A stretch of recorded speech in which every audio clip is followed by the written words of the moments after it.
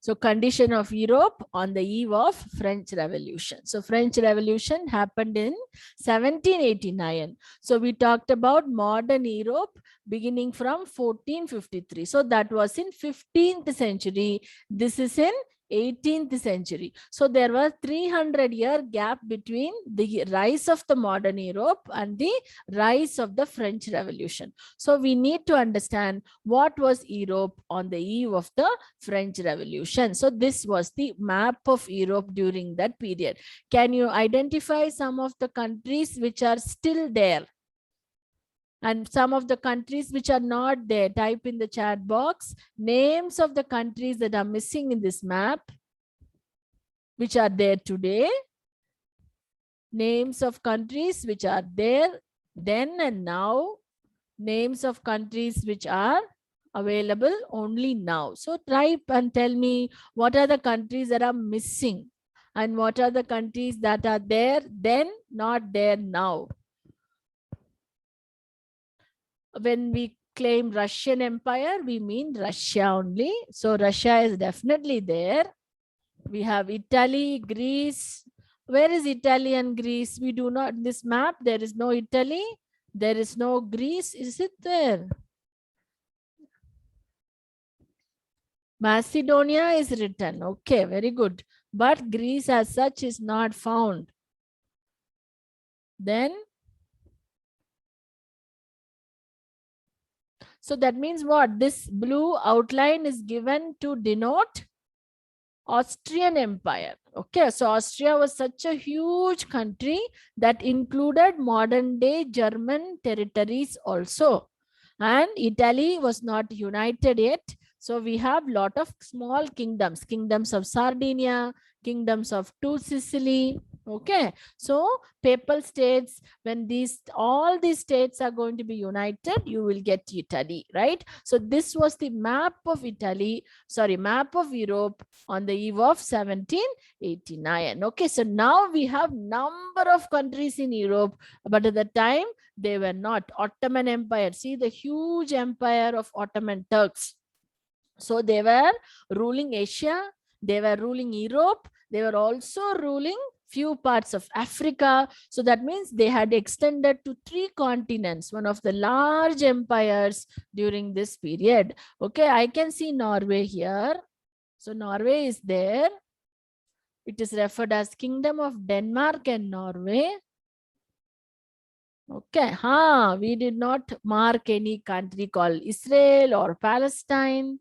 We did not mark Serbia. Excellent. So that means Europe is going to grow from now on, right? So this was how it was during that period. So we will just put some characteristics for Europe on the eve of revolution. Okay, right? So Europe was definitely going through transformation because modern Europe has already began. 300 years it has taken for Europe to gradually transform. So there was political transformation, cultural transformation, economic transformation, all forms of transformation was happening in the 18th century. So French Revolution actually marked a period of political transformation in the modern era. So whenever anybody is asked to tell what they know about French Revolution, so usually they will talk about 3 concepts: liberty, equality, fraternity. These are the 3 words which are referred as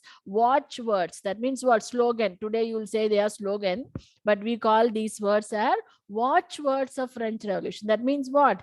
After this period, anybody who's studying political history or rights of human being are going to study what is the level of liberty or equality and brotherhood, fraternity concept that existed in the world at that time. And it was also the period which led to birth of nationalism and democracy. So that is what we are learning as how Europe was during this period. So after French Revolution, these characteristics are going to change. They are going to transform.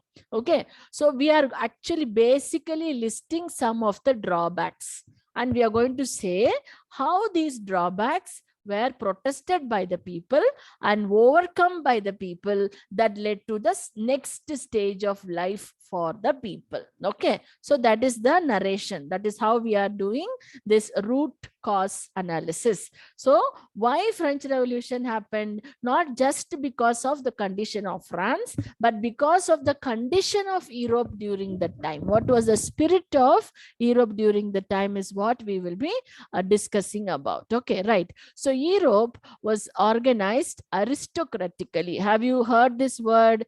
Can you give an example of any country that reminds you of an aristocratic? When the government is for the people, by the people, of the people, we call that government as democratic country. That's a simple definition a small child used to tell us.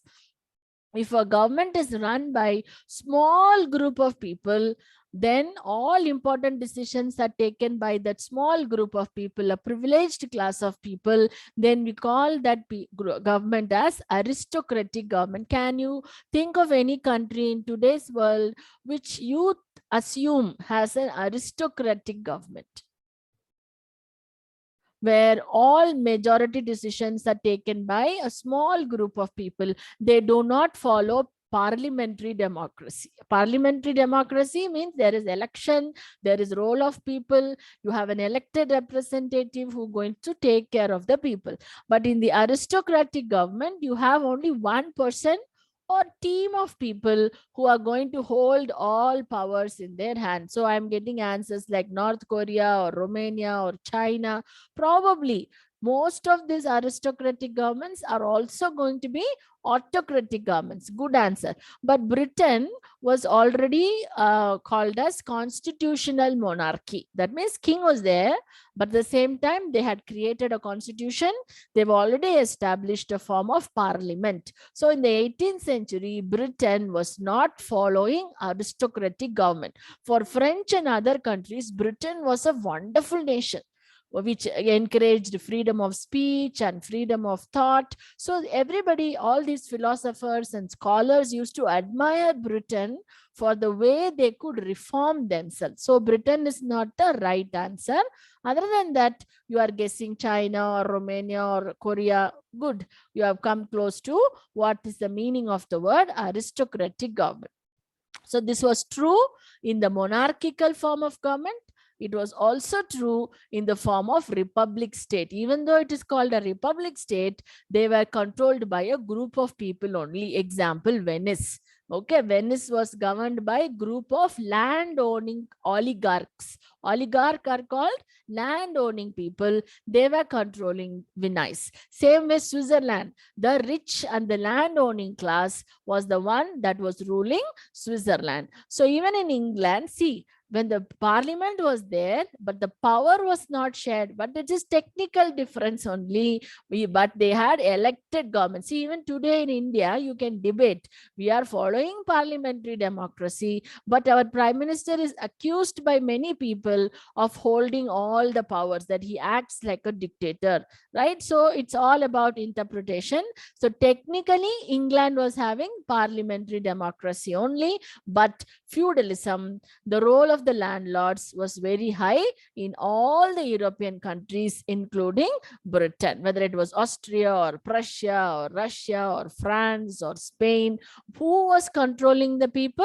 Small group of wealthy men, aristocrats, were controlling the majority. So what is the first characteristics that we are studying for a condition of Europe on the eve of French Revolution? What are we saying? We are saying that it is controlled by group of men, small group of aristocratic men. Why I keep saying men, why I'm not saying women? Because they were not there as a ruling class at all. So it was not recognized to have women as a ruler, as a leader. Till then, it's very rare to find women in leadership during the time. So that's why by default I'm saying it was an aristocratic government under the leadership of few men in all these countries. That is number one. Study with me, study in the class. European history is so simple.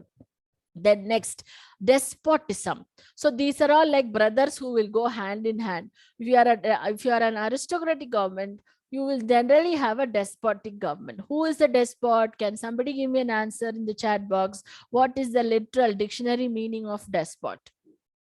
Who's a despot?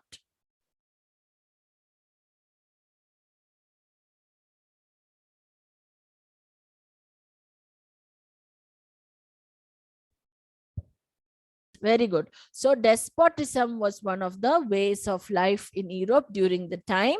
But in the 18th century, the despot, the ruler, called themselves as enlightened despot. So what is the difference? Why some despots are referred as enlightened despots? So what is the meaning of the term enlightened despot? So we are talking about characteristics of this period and enlightened despotism, where people's welfare was given importance. People were not directly involved in the administration. All powers were controlled by the king. People did not enjoy any kind of personal liberty or anything. It was all in the hands of the king. The king was good and noble. I could enjoy my life under him. But if the king was a despot who did not enjoy seeing people happy or richer than him, then I used to suffer under him. But the enlightened despot all claimed that they are taking care of the welfare of the people. And one more point, you see silently I have written there, serfdom prevailed during this period. Have you heard this word, serfdom? Are not there. Ethics are lacking when we talk about unprincipled. There is no principle. There should be a moral value. There should be a principle that I follow. If I promise I will do something, then my morality tells me that I should complete it. Even though I have to face a lot of difficulty, I will try to the best of my ability to complete. So what is ethics? Ethics is telling me as a teacher, I can do certain things. As a teacher, I should not do certain things. But my morality only will make a decision on what I should do and what I should not do. These kings have come to power because they were the first son, right? So what is the type of monarchy that was followed? Hereditary monarchy. My father was the king. I am the first son. I have become the king. Or sometimes I am the ablest son, so I became the king. So they had lived such a pampered life. So we cannot expect that they will have a lot of principles or ethics or morality. Very, very difficult. So majority of the rulers of this period did not have better ethics. So their ethics were under question only. Even the kings that who are called as the great, for example, Frederick the Great, he will promise he will not attack his neighboring country. But within a couple of years, he will break his word and he will attack the country. Then unprincipled way of life. Same thing, Russia or Prussia or Austria. No one was following their own promises. So that way, principles were not there in this period of time. So people are also going to ask, first these kings asked question from the church and they took all the power. 300 years they have got all the powers. But now in the 18th century, people are going to ask these rulers, why are you doing all these things? And revolution is going to happen and change is going to happen, right? So that's the way of life. So another thing is, some classes were considered to be privileged class and some of them were considered to be burden on the society. Okay, see, all over the Europe, certain classes were considered to be privileged. What is the meaning of the word privilege? That means I can enjoy certain luxury, certain concession, certain privileges. Can you name some privilege that probably you would like to enjoy? If Government of India tells me, Ramya, you need not have to pay taxes. Wow, that's the privilege. If they tell me I will get 10 gas cylinders free, I will get free electricity because you are a teacher, you will get free electricity. Because you are a teacher, you are exempted from taxes. That means teachers are going to get certain privileges. Then as a woman, you are getting also that. You understand the concept of privilege. Here, some classes in the society were given certain privileges. So these privileged class were always the rich people. They were not the poor people. They were the wealthy landowners exempted from tax.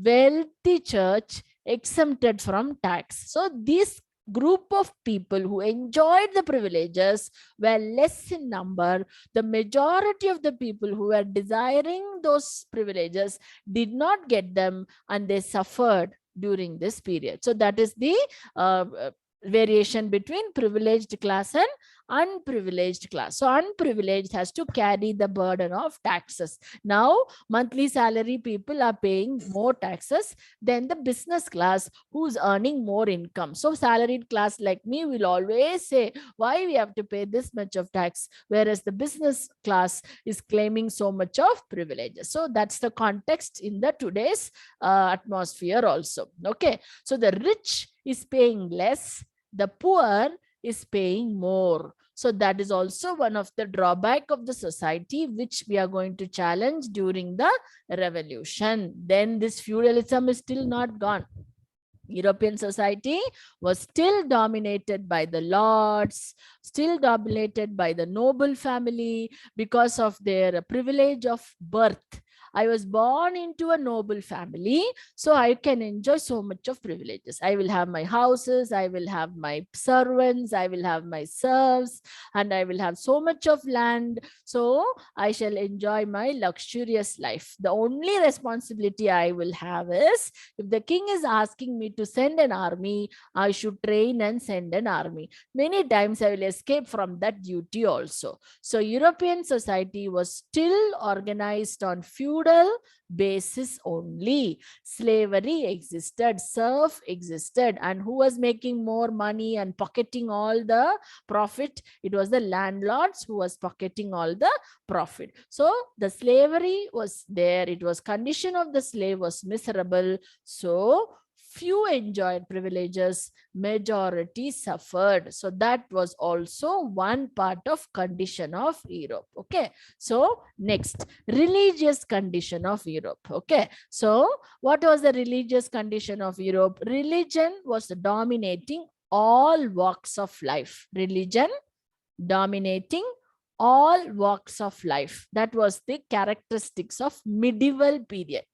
Okay, but in the modern period, so many religious groups came up. That became the problem. Earlier, church was right royally dominating everybody, but now Protestant movement has happened. So many different types of religious groups have come up. So this is also going to change the character of Europe. Okay, so as regard to religious condition of Europe, Western and Central Europe were roughly divided between a Protestant North and a Roman Catholic South. Is this visible? Screen visible? Western and Central Europe were roughly divided between Protestant North and Roman Catholic South. Imagine Italy, no? That Italy was the belt of Roman Catholic. So southern direction, RC Church. Whereas in the northern, including Britain, they were all followers of Protestant movement. Okay. Ireland was not following Protestant movement. Ireland followed Catholic religion. Poland followed Catholic religion. In the center, like Switzerland people, you had followed a Protestant religion. So you find that Judaism existed. Jews were living in many parts of Europe. So what is the word we can use here? Religious diversity. Is that a good word to say? Diversity. Diversity is a positive word or a negative word?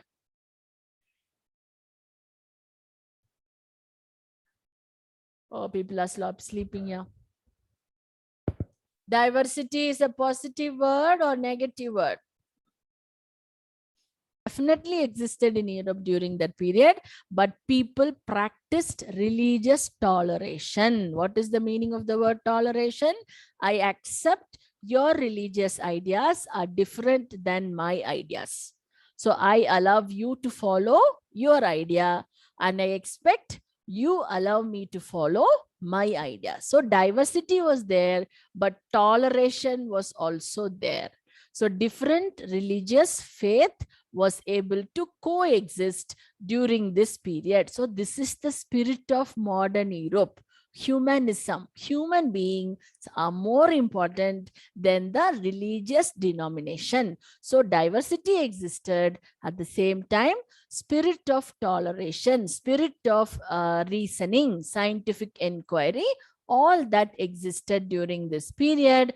But the Roman Catholic Church was not allowed to say that you have to follow me blindly, you should follow me without questioning. All that is lost because of the rise of the Protestant movement. Catholic Church was questioned. Their position was greatly weakened during this period. So let me